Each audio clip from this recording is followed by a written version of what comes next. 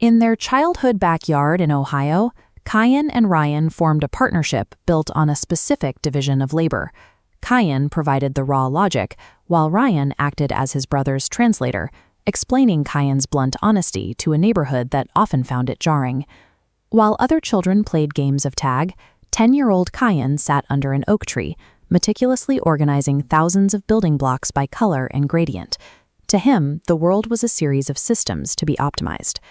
The brothers functioned through a shared rule. Kyan would say exactly what he thought, and Ryan would protect him by translating those thoughts into socially acceptable terms. If Kyan's literalism hurt feelings, Ryan was there to explain the intent behind the words.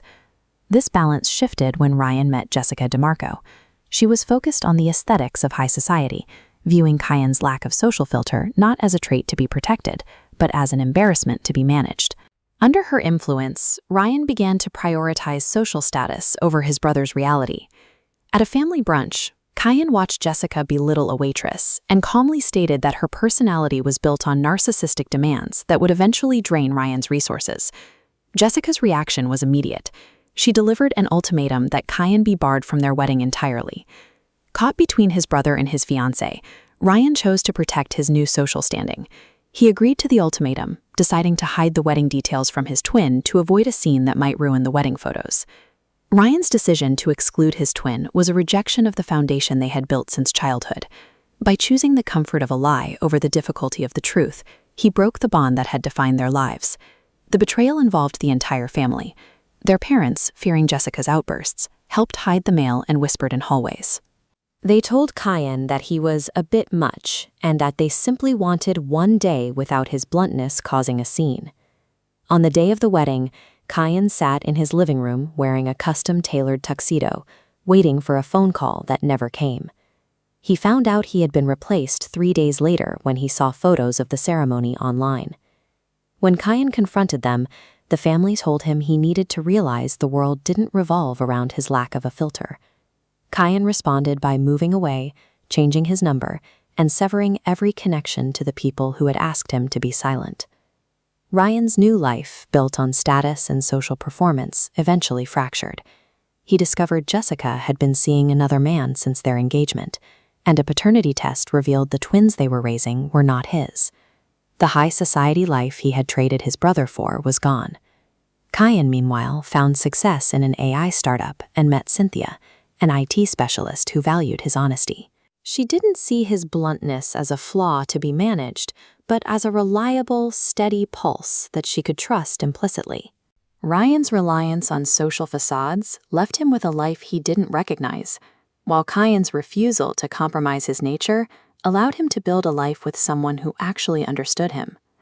When Kyan and Cynthia got engaged, Ryan and his parents tried to force a reconciliation by showing up at the rehearsal dinner.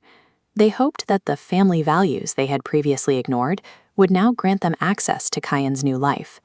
They were met at the door by Chloe. No longer the younger sister standing in the shadows, she stood as a physical barrier on the sidewalk, refusing to let them disrupt the celebration.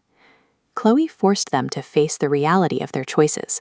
She pointed out that they hadn't made a simple mistake. They had weighed Kyan's feelings against a bride's tantrums and decided Kyan was worth less. She refused to let them bring that history into Kyan's wedding. A month later, Ryan finally met Kyan in a park and admitted his failure. He acknowledged that he had traded the most honest person he knew for a lie and stated clearly that he didn't deserve his brother's forgiveness. Kyan offered a way forward, but it wasn't a return to the past. He established a new protocol. Their parents and Ryan would have no keys to his home and no role in his daily life. The relationship would be rebuilt from zero, with no more filters used to make the family feel comfortable. Ryan accepted these terms. He agreed to start at version 1.0, a fragile baseline where the only requirement was absolute honesty, regardless of how much it hurt. This new dynamic proved that a damaged family bond cannot always be repaired with a simple apology. Sometimes the old relationship has to be discarded entirely, so a new one can be built on the truth. 5 years later, the boundaries Kyan set remain in place. When Ryan visits Kyan's home, he arrives exactly on time and waits for the door to be opened. He no longer expects the special privileges of the past. Cynthia meets him at the door. She knows the family's history, and she observes Ryan closely before allowing him into their home. Her presence ensures that the honesty Kyan requires is maintained. In the nursery, Kyan has brought his same sense of order to fatherhood. He has analyzed his newborn son's cries and mapped out his sleep cycles, creating a predictable and calm environment for his child. Kyan sits in the rocking chair, cradling his son, Leo. The quiet room reflects the stability he has worked years to establish. Kyan eventually hands the baby to Ryan. As Ryan holds his nephew, he repeats his commitment to the new rules.